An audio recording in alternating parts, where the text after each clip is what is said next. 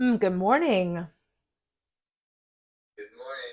All right, I'm gonna give it just another minute or so for people to roll in, but welcome to Friday Morning Fuel.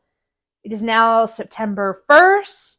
We are rolling into the back half of the year and we're rolling into a holiday weekend. So thank you for being here. If you haven't checked out for the weekend, believe me, I am right there with you. I'm going out of town. I'm leaving as soon as this is done. And I'm sure, like you, myself, my mind is a million places right now. But for the next 20 minutes, you guys are going to have my full and undivided attention.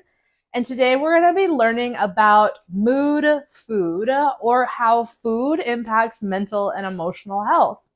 All right, so get cozy, get situated. We're going to do a little bit of chit chat. We're going to do a little bit of cooking. We do cooking generally in the back half, but we'll kind of mix in here and there as we go.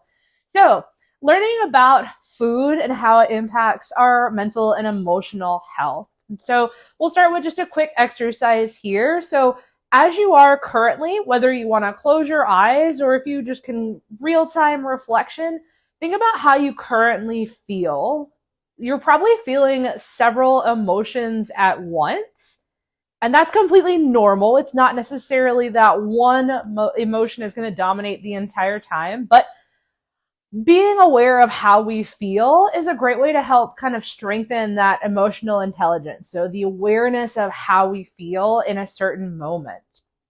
So that being said, if we were to define mood, I know it's a very slang term these days, but mood is a conscious state of mind or a predominant emotion or feeling. So I know that many people feel very strongly about food and their food preferences, and that may come from how you were raised, the things you're exposed to as an adult, different hobbies, different interests. So, we're going to talk a little bit first about the science behind mood, and then we'll talk a little bit more about food and then bridge the gap between the two.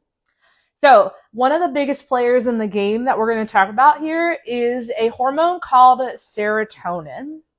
So, serotonin is made from tryptophan, which is an essential amino acid. So, let's break that down here. Tryptophan, people have probably heard of or are very familiar with the whole turkey and tryptophan. It makes you really sleepy. So, if you've heard it from that angle, yes, in a sense, that tryptophan, yes, can induce a little bit of a state of tiredness or fatigue. That's generally combined, though, with the carbohydrates that you're consuming in your meal. So, a little bit of myth buster there. It's not just that one single component or ingredient is making you sleepy, it's just kind of a combination of the factors here. Essential amino acids are amino acids that the body cannot produce, and that means that we need to get them from food and other sources. There are such things as non-essential amino acids, and those are produced by the body. There's about 20 amino acids that have been identified. About 9 of those are essential, and 11 of those are non-essential. But when your body receives tryptophan, that's the molecule that it derives and makes serotonin from. And then serotonin is produced by the brain, and it's also produced by the intestines. So those two pieces are very important moving forward when we talk about foods that contain tryptophan and then how it works in the body as well. One thing to call out though is that with the brain is one of probably the most fascinating areas of research and studies. However, it is also the most difficult thing to research and study. A combination of, how do you get to the brain in a way that you can view cause and effect or observation without causing any harm to the individual that you're trying to research. So, we know many things about the brain, but I would say that there's a lot more that we don't know. All right, so consuming a diet high in tryptophan rich foods, exercise, light therapy, and a diet high in fiber can help improve and maintain normal serotonin levels. So, again, we're going to kind of take that piece by piece. Let's start with diet and foods that are high in tryptophan. So again, it's an essential amino acid, which means that it's going to be attached in a protein in your food. and that generally all foods have protein, even plants, fruits as well. Some fats, like pure oils, may not have protein in them, but you can get protein from just about anything in your diet. Some of those examples of those rich foods include eggs, cheese, pineapple, tofu, salmon, nuts and seeds, and turkey, among others. Like I said, it is a protein. You can find it in a lot of foods. These are just some of the foods that have been identified as having higher amounts of this particular amino acid, which is what's going to tie back into our cooking today. Today we're going to be making a kind of a Greek omelet. So we're going to be utilizing eggs. We're going to be utilizing cheese. We're going to throw in some vegetables just for some good fiber and some good micronutrients. We've got some spinach, some tomatoes, some onion. And then I'm also going to have some pineapple on the side to go with some of those high tryptophan food. And then I'm going to toast up a bagel because if you've ever gone out on a road trip on a weekend, you know that you kind of have to eat the food or throw it away before you leave the house. So that's what we're kind of doing, is we're doing a little bit of finishing up what's in the kitchen with what I have. All right, let's circle back to exercise. So exercise is another way that our bodies can help regulate and produce serotonin. Movement, the pleasure that is derived from moving your body, all feeds back into your brain and into your intestines to signal your body to make more of this hormone. So consuming a diet high in those tryptophan-rich foods, exercise, and then light therapy. So if you're familiar with seasonal affective disorder, so it tends to impact people who live in more northern or very far southern climates, and they don't get enough hours of sunshine during certain times of the year. And that lack of sunshine can contribute to things just like very mild and seasonal depression. In fact, depression has been very frequently identified as having low or reduced levels of serotonin. So getting enough light exposure, so throughout the day and especially early in the morning, not only signals your body to produce more serotonin, also helps with production of vitamin D, and it also helps with your circadian rhythms, or the mechanisms that control how we sleep, how we wake throughout a day cycle. And then lastly, a diet high in fiber. Again, I feel like any topic we talk about, anything that's related to some kind of basal health consequence, having a diet high in fiber, which means consuming our fruits, our vegetables, our whole grain sources, all of those things, good for the gut. And what's good for the gut is good for the body and good for the brain. So all of it is very much tied and connected to each other. All right, so now that we've got a little bit more of an understanding about serotonin, its connection to tryptophan, and then how other lifestyle factors can impact our serotonin levels, let's talk about some situations where our mood, so how we're feeling, our emotions, can affect our food choices. So, two things that I want to talk about. So the first one, we're going to talk about comfort food. And then secondly, we're going to talk about something that's been really trendy on social media, a phenomenon known as girl dinner. And so we're just going to talk very briefly about these. So what is comfort food? And there are lots of definitions. When I was doing research for this, there are lots of definitions of what comfort food is. But generally, comfort foods are defined as those foods that provide consolation and a feeling of well-being. That could be due to an individual's food preferences. It could be due to where they live, what food is available. It might be culturally driven. It might also be affected by seasons, as we're moving into late summer now, hopefully rolling into fall in a couple of weeks, and then into winter. So sometimes those seasonal changes as well can impact what our comfort foods are. Fun fact, the origin of the word comfort food actually came from a 1977 Washington Post news article that referred to a holiday recipe as comfort food, and then from there it became more colloquially used. Okay, so comfort food provides emotional support and emotional comfort. It generates nostalgia for you, as well as comfort foods are often associated with positive relationships and good memories of loved ones. So again, anytime you have those, maybe those family gatherings, special events, again, coming from many different sources, all of that connection between food and good memories helps strengthen that serotonin bond. So a lot of that just ties really back in. And again, it can be culturally driven. So what are comfort foods? Again, it's going to be different for the individual, but generally a comfort food is something that's a dish that's high in carbohydrates, high sugar, high in fatty acids, or a combination of all of those. This just comes from a very primal sense of when our bodies go into a stressed or a fight or flight state, we're going to want things that are going to give us energy. So carbohydrates, sugar, even fatty acids, depending on what type of activity, give us that energy sources. And that's why our bodies seek those out. Even though in a very modern world, it feels silly that I got stressed on my commute to work and now I want, a bagel and cream cheese or whatever, for an example. That's just where our bodies are coming from, is they think, okay, we're in a stress situation. We need a lot of energy for this stress situation. Let's start triggering these cravings. However, with comfort foods, a lot of times that comes from a place, again, of not necessarily stress, but just feelings of being low in your mood. Maybe mental health is not quite as good. And so in that situation, eating those kinds of foods, eating your comfort foods actually helps to reduce your stress levels. So a bit of a nuance there between the comfort foods that make us feel good versus the comfort foods that we seek out during stressful situations.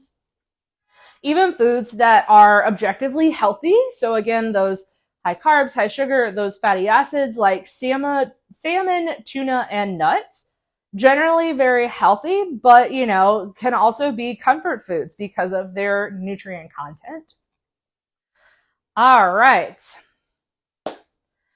So they've done quick note on why fatty acids. So most people are probably familiar with why carbohydrates and why sugar is what the body gravitates towards, but fatty acids, they've actually done some studies and to demonstrate that fatty acid emulsion directly affects the same area of the brain that deals with mood and emotions. So they suggest that that might be why these foods are so physically comforting and why when you have them, your brain and your body feels a sense of that satisfaction.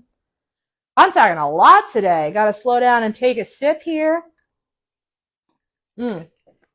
Okay. We're doing great. So they've also suspected that comfort food could just be a protective mechanism as we crave those sugary, fatty foods when we are feeling, again, kind of down and a little low with our emotional health. All right, so let's take a quick moment here. I want you to reflect on what are some of your comfort foods. You can share in the chat or you can comment below, or if you'd like to keep it to yourself, that's fine. But I want you to think of those comfort foods and think about why they are comforting. So dig a little bit deeper. Are they comforting because of who is with you when you consume those foods? Is it a nice day? Did you have a really positive experience right before or after consuming those foods? So just bridging and building that emotional connection with your food. Some of my favorite comfort foods. I really enjoy chili and cornbread. That's just something that's very nostalgic for me. I know it's not anything super fancy, but that's just very nostalgic of just when we were young and just coming up on those cold days and just enjoying and looking forward to just a nice big bowl of chili and a nice thick slice of cornbread. All right. So we're going to talk very quickly about this trend known as girl dinner. So again, viral trends, they come and go, they're here and then they're gone, and a lot of times they're here and gone before you even recognize it. But one of the phenomenons known as girl dinner just recently started to gain traction on social media. So even if you aren't active on social media, I think this is a great time to just paint a scenario. And even though the nomenclature of girl dinner, I think this experience is actually relatable for lots of people, regardless of gender. I think just as a human being on a very base level, that everybody has experienced this at some point or another. So I want you to picture that it has been a long day. It has been fulfilled with work obligations, home responsibilities, caring for yourself, and maybe other family members that you have. You've made so many choices since the moment that you opened your eyes this morning, and it's now approaching the time when you and maybe whoever else lives in your household, depending on your situation, is trying to decide what's for dinner. And so now there's these, preconceived notions, these standards of, well, what makes a meal and what makes an acceptable meal? Does it need to be well balanced? Does it need to be pretty? Does it need to be, done in 30 minutes or less? I feel like there's so much stress and pressure that we put on ourselves when trying to decide what to do for this meal. The phenomenon of girl dinner is almost a release and freedom from that burden. So girl dinner is generally typically what women do, just because women share a little bit more of that emotional and household responsibility and caring for the family. But again, I think anybody has experienced this situation. You're standing in the kitchen and you just want to eat like your bag of Flamin' Hot Cheetos, a Diet Coke, and maybe a handful of grapes. Is it the best meal? No, probably not. Is it the thing that would satisfy you most in this moment? Yes. So I think that's really the biggest takeaway here, is that girl dinner is just that representation of just decision fatigue and burnout from everything that we do in a day-to-day basis. And, not in a bad way, but it just gets compounded when you live with more people in your household and you're just sharing more responsibility of caring for those people. Again, I don't think it necessarily falls entirely to women, even though women may experience it more. I'm absolutely sure that men, young children, elderly, I'm sure people have experienced this all over. So nothing too unique or particular. So if you ever feel the emotional burnout, decision fatigue of, I don't know what to make for dinner and this is all that I'm going to come up with, I want you to know that that's okay. That, again, coming back to that comfort food, that physical and emotional comfort, that what you decide to eat is ultimately going to benefit you. So whether or not others are relying on you, if you need to take a step back and you do you, that's absolutely okay. Give yourself that permission to make those choices every now and again. All right. So we're going to wrap it up here. I've got the burner turned on. So we're going to heat up my pan for the omelet here. I'm doing a 3-egg omelet and I'm doing whole eggs. Like I said, I am getting ready to hit the road. So I'm going to try to just fill up on as much whole food, protein, fiber, and healthy fat as I can. So that way I don't need to stop and munch as I go. All right. So pan is heating up. I'm also going to finish off. I had one last bagel in the bag. So I'm going to toast my bagel while things are going on here. There we go. All right. So if I go silent for a little bit, don't worry about me. I'm just trying to manage things so that food doesn't burn and that smoke alarm doesn't go off here. All right. So I've got pretty much my ingredients all prepped out. I've got my a little bit of onions. I've measured out some cheese. I've got my spinach here as well. I'm going to slice up some of these cherry tomatoes here just to break those into smaller pieces, and then we'll crack and stir our eggs. So with tomatoes, I like to go in actually with a serrated knife. I find that the serrated knife edge does a better job of cutting across the tomato versus just a regular like smooth edge knife. All right. So we're going to season our veggies in the pan first, get those sauteed, cook those up a little bit. I like to do omelets in an open face cooking method because one, I'm just really bad at flipping omelets in the pan. Is that an excuse? No, I should probably work on that skill, but that's just how I like to do it. So essentially what happens is I'm going to throw everything in.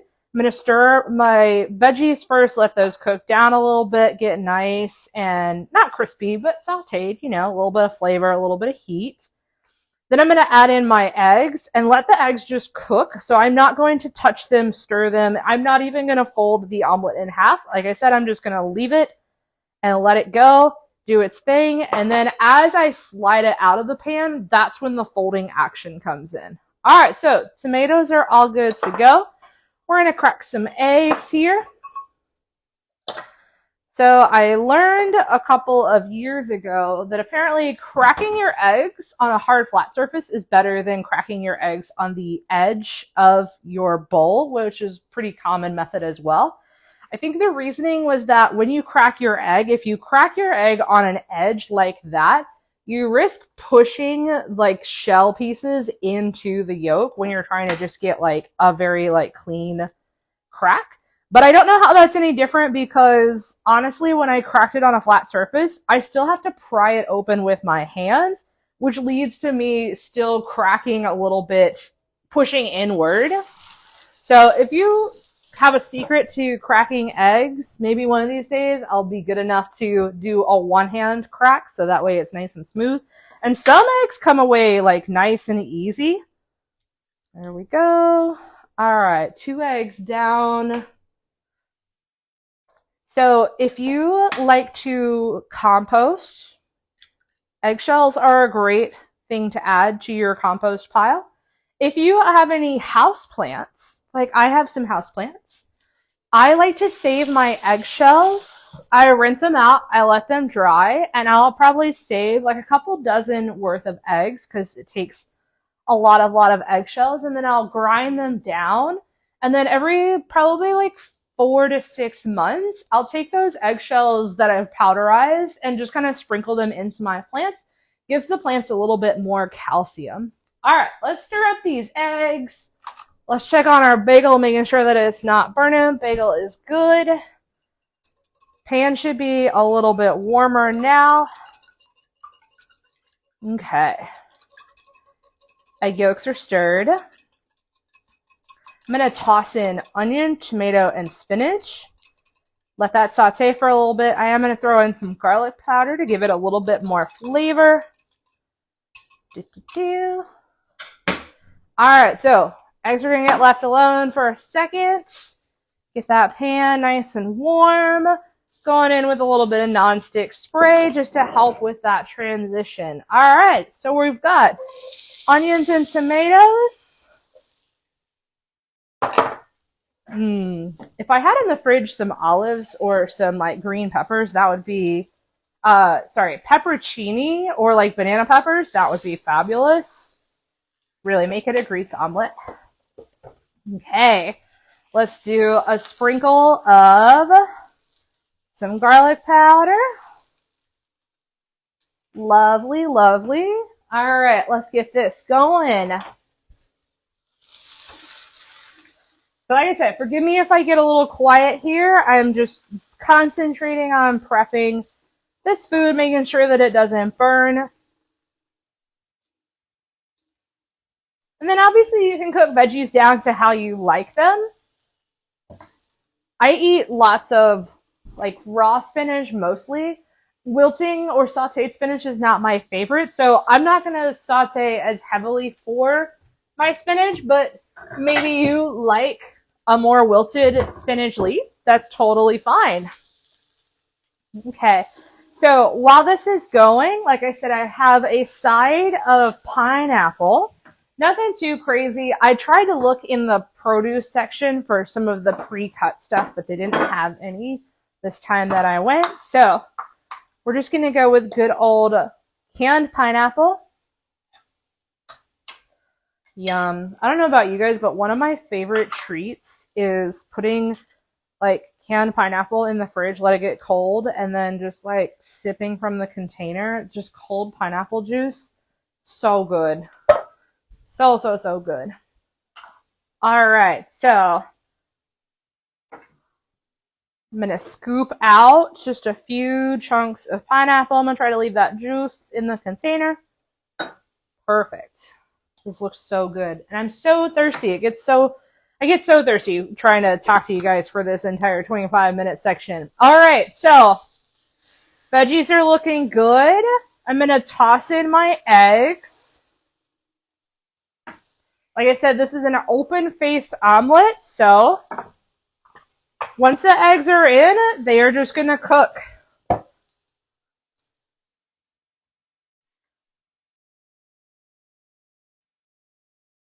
Good. So I'm going to let that spread around. Now I'm going to add in my cheese.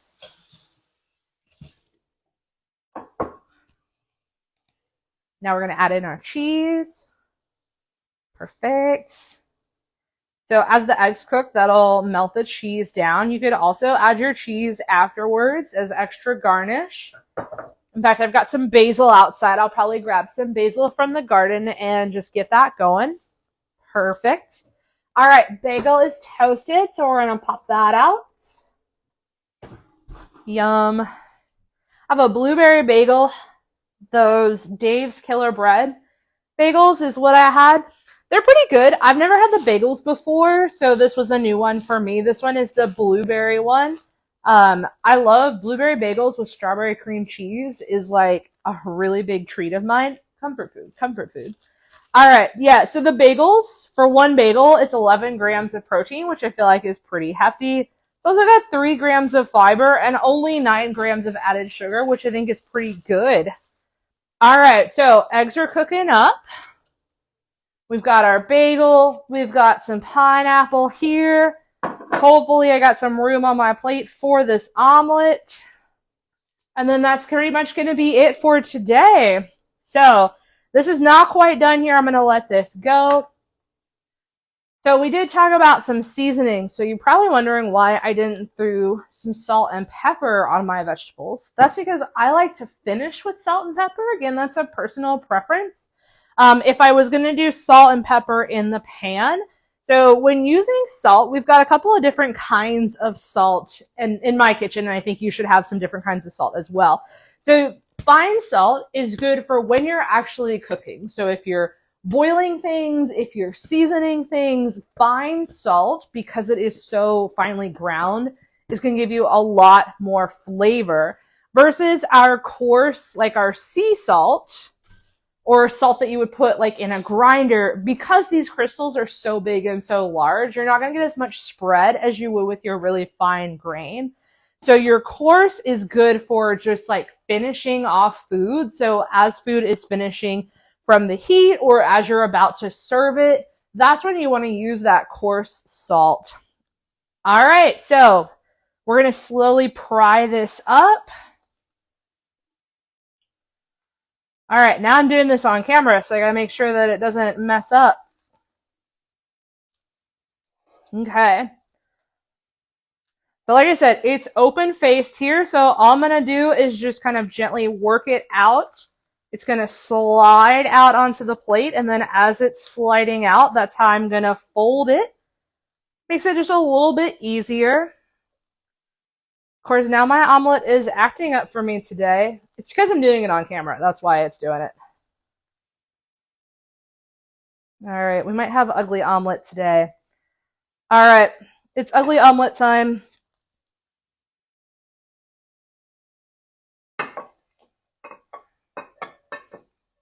All right, gang. No matter whether you are a pretty omelet or an ugly omelet, it all is going to get eaten, and that's okay. So voila, we've got our nice Greek-style omelet. I've got some pineapples. We've got our nice tryptophan-rich foods. I'm going to finish this off with some salt and pepper. This is going to be my breakfast. Thank you guys all for joining this morning. Please enjoy your holiday weekend. Be safe wherever you are headed. And next month for October, we're going to be looking at all things pumpkin spice. So We're going to talk about what pumpkin spice is, why is it so good, and we're even going to taste test some of the pumpkin spice products that come out seasonally. So check back in next month where we're going to be talking about all things pumpkin spice. Thanks for hopping on, and I'll see you guys next time. Okay. Thanks, team. Have a great weekend.